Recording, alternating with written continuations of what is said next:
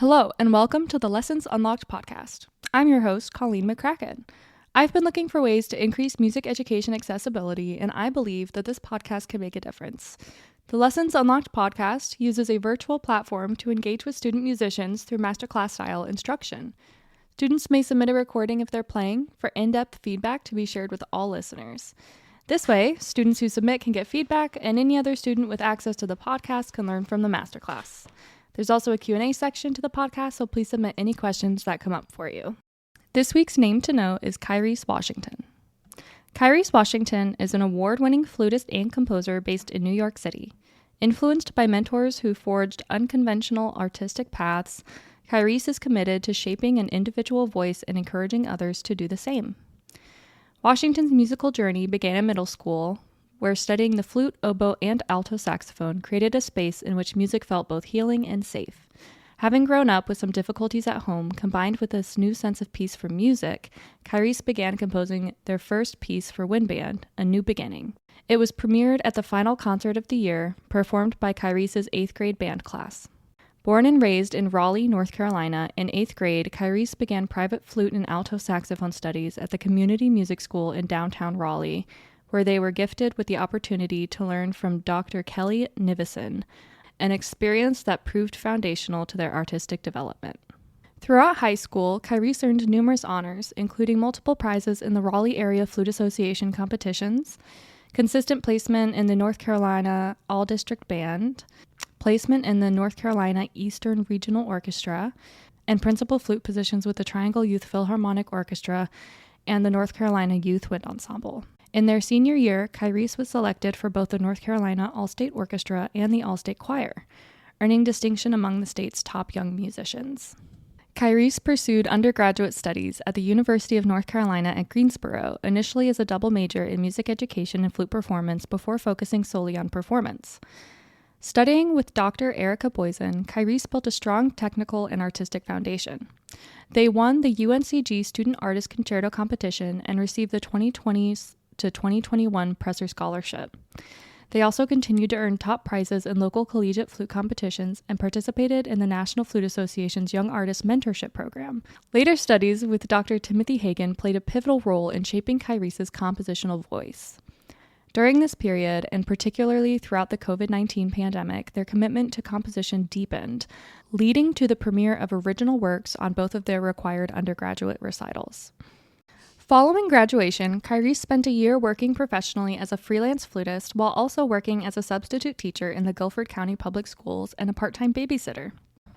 During this time, they held principal flute positions with Appalachia, a Southeastern Symphony, and the Greensboro College Wind Ensemble, and made their concerto debut with the Raleigh Symphony Orchestra, performing Carl Nielsen's Concerto for Flute and Orchestra. Kyrese also earned a substitute flute placement with the Salisbury, Raleigh, and Durham Symphony Orchestras.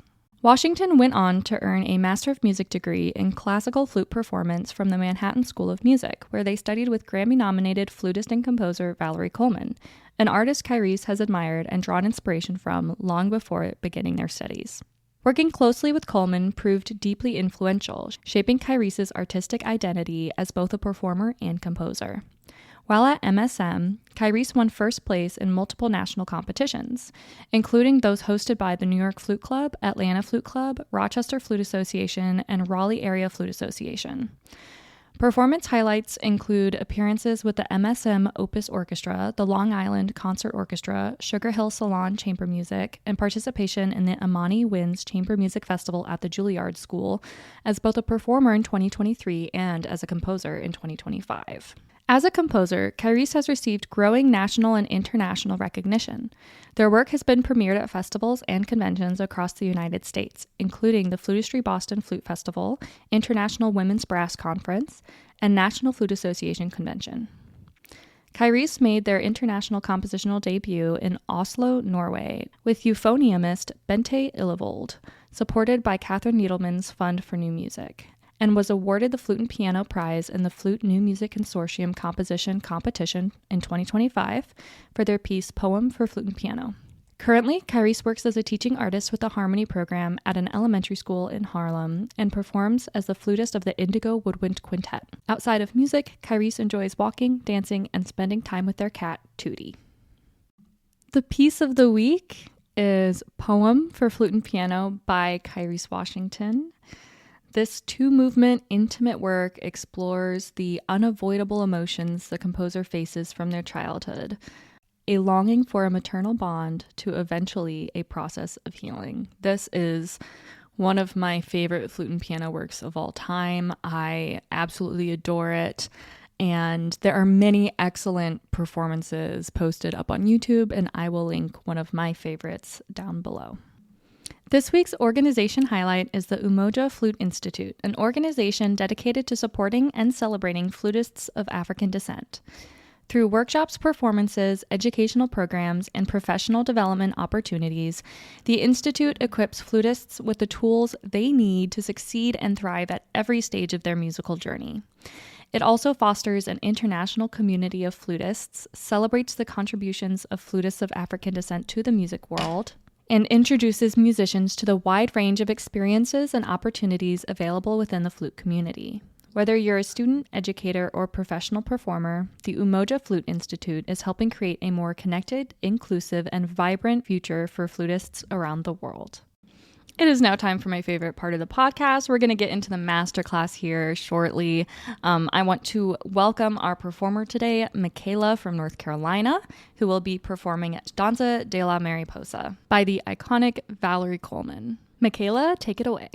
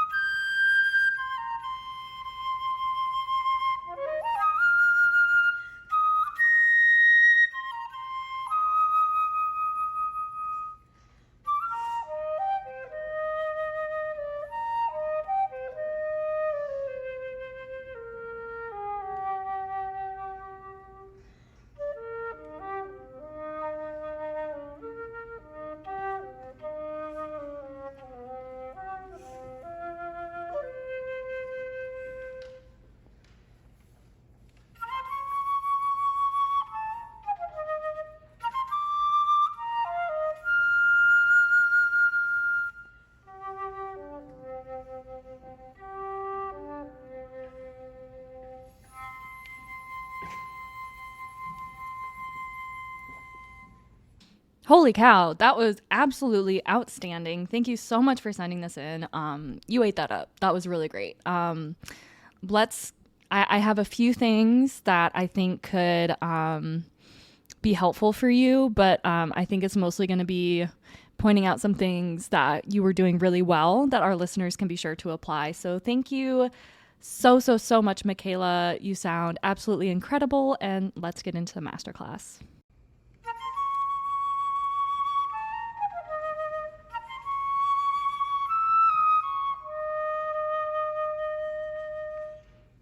Starting off with a gorgeous shimmering tone, absolutely outstanding, immediately draws us in. Love it.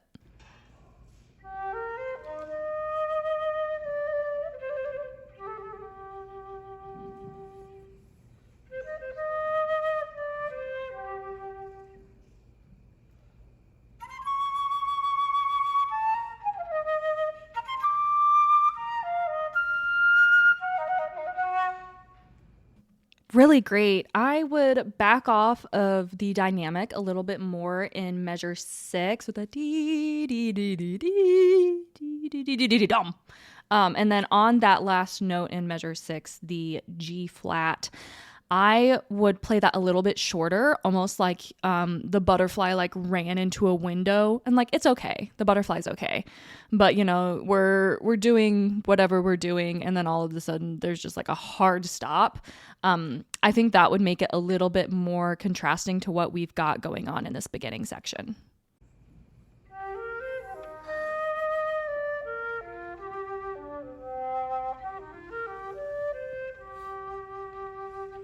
Ooh, a moment for the low register. That's gorgeous. I love the color that you're using here. It's this kind of like light but substantial tone, and I am just absolutely loving it.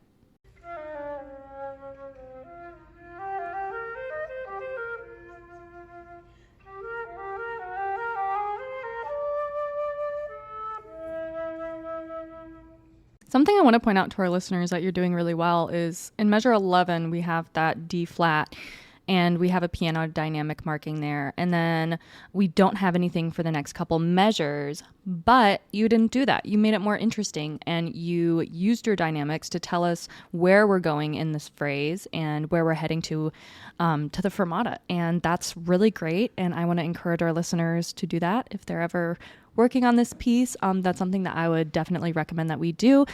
It was really great for the effect. It was good to keep us engaged, and it also just like followed the shaping of the line really well. So great job.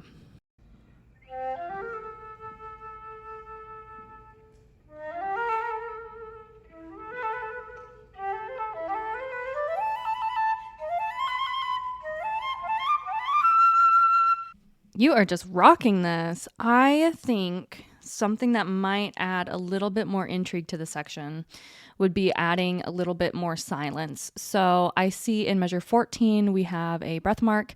I would think of that as more of a pause and less of just let's inhale and keep going. I think adding to the suspense is going to be interesting, especially because we have an accelerando, right? And so we kind of want to balance that out by taking time beforehand, at least in my opinion for this section. I think it would add just a little bit more to add some time. So something more like ba-da-da-da-dum, ba-da-da-da-dum, ba-da-da-da-dum, and then have following the group of 3 repeating ideas, following that, taking a moment, and then we're just going to full send and keep it all pretty connected as one idea and accelerando through there.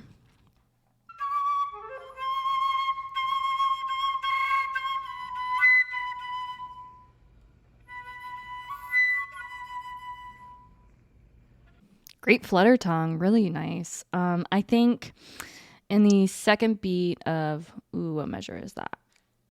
I think it's measure 14. Yes. In the second beat, I feel like you already shifted character to what we're going to get in this, where it says slowly with the bum body bum.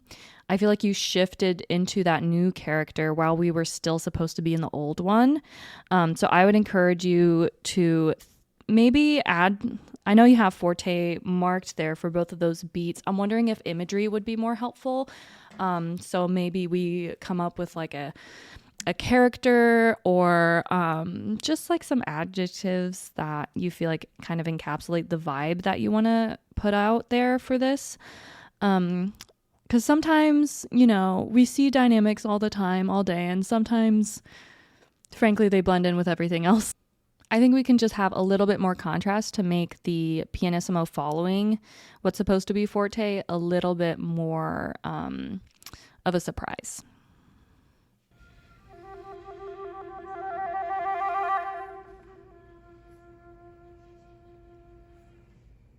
Just popping in to say, maybe the microphone just didn't pick it up, but I think that we're not supposed to start the trill with the note. I think we're supposed to start the note and then add the trill later on. I think that's what that means. It's a little bit of new notation with that. So, but again, it could have just been that the mic didn't pick it up.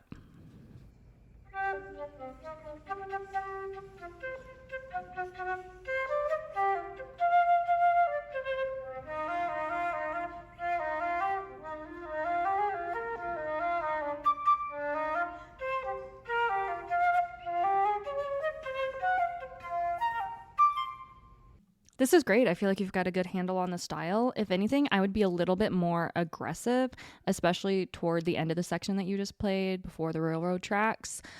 I would I would really sell it and just be really quite aggressive.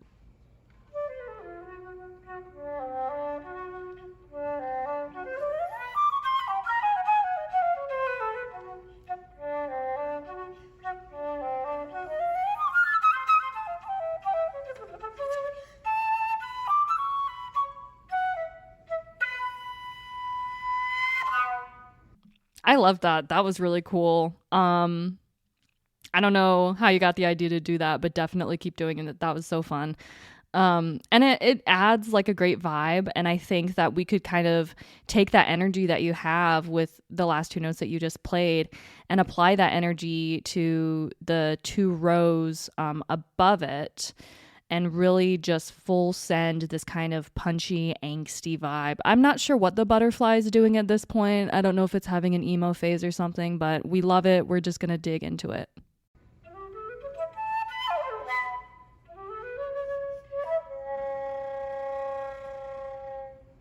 Okay, I just have to say that flutter on the C sharp was outstanding, and that is so hard to do. I struggle with it all the time. The last time I played this piece, that was like the thing I was most nervous about was, to what extent I was going to achieve that, and you absolutely nailed it. So kudos to you.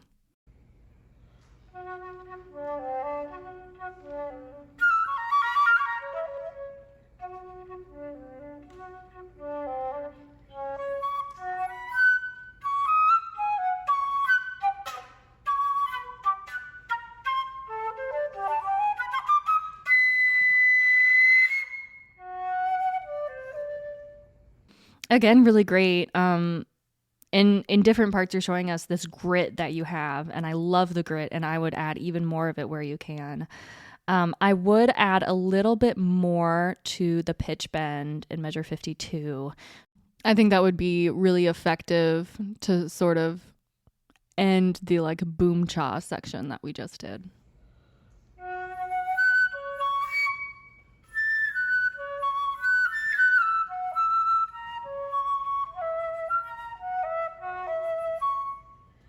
That staccato in measure 58, I think, is really important because it adds this like skipping element where like, butterflies don't skip. But if they did, I feel like that would be what it sounds like. Measure 50.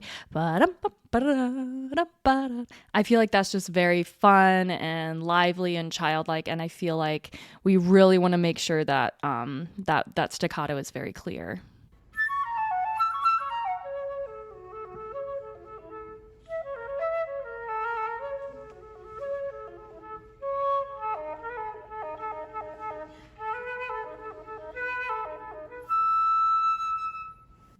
I'm going to challenge you to do even more of a pitch bend there. I want it to sound like Because right now it sounds like, you know, so if someone doesn't know the piece, they could be like, oh, like, you know, the note just went flat at the end. I want it to sound like, holy cow, like, did she just change notes? Like, that's crazy. I think it can be a little bit more obvious what you're doing rather than someone being able to like brush it off as like an intonation boo boo.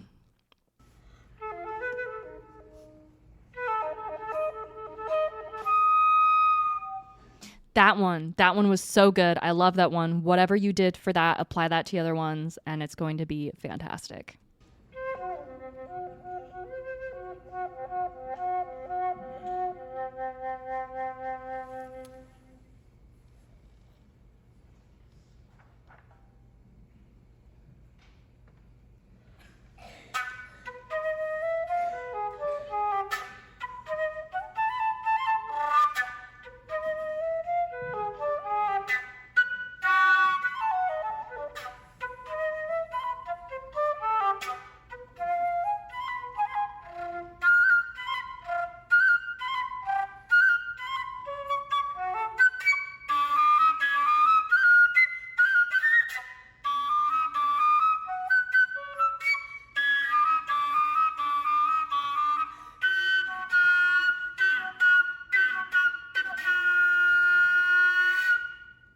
Nice. That was pretty epic. I loved the grit. I loved the energy. I loved the attitude. Absolutely great. Of course, we're all going to have some boo boos. I'm pretty sure this recording is from a live performance because there was applause at the end that I had to edit out. So things are always going to happen with live performances, but you kept the energy and you didn't let any mistakes hold you back or mess you up further. So congratulations on that. That's really hard to do. And this was just it's simply really great. It's really, really great.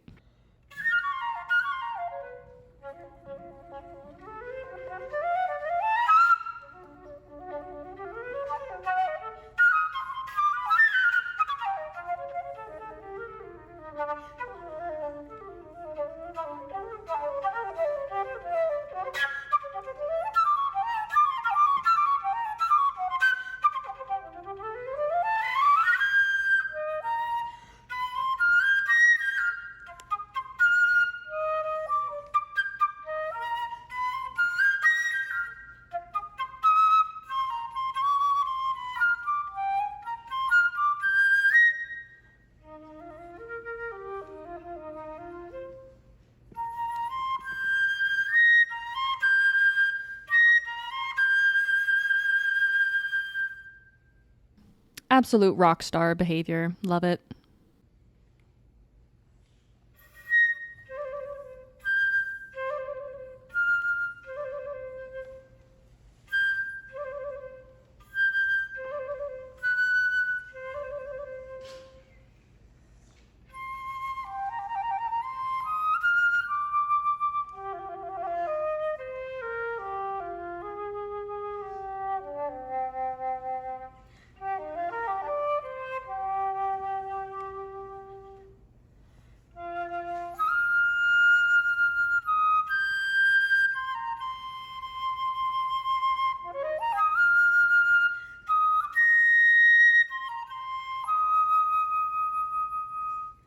I love this section. It's super gorgeous and you are playing it very, very well. I would add more vibrato on that high B flat because it's so high and it's also forte. I feel like that's a pretty good indicator that some vibrato would be appropriate. So I think you are using some vibrato, and I think that doing a little wider and a little more obvious might suit the texture pretty well.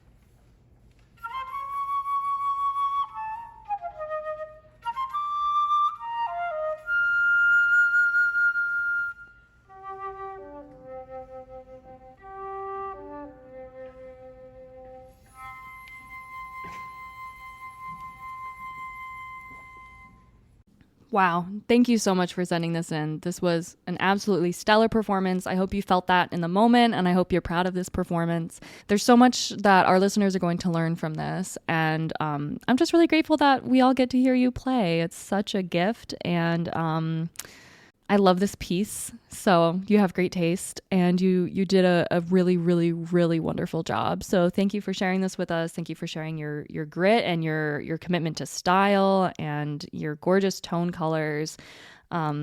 It's been wonderful to listen to you. So thank you so much. Thank you all so much for tuning in to this episode of the Lessons Unlocked podcast. Huge thanks to our performer of the day, Michaela from North Carolina, and to all of you for continuing to be a part of this community. As you head out into your week, I encourage you to listen to Poem for Flute and Piano by Kyrese, Washington. And of course, thank you to all of the music educators who are working hard to make music accessible and meaningful for their students. I'll be back soon with more. Until then, happy practicing and bye for now.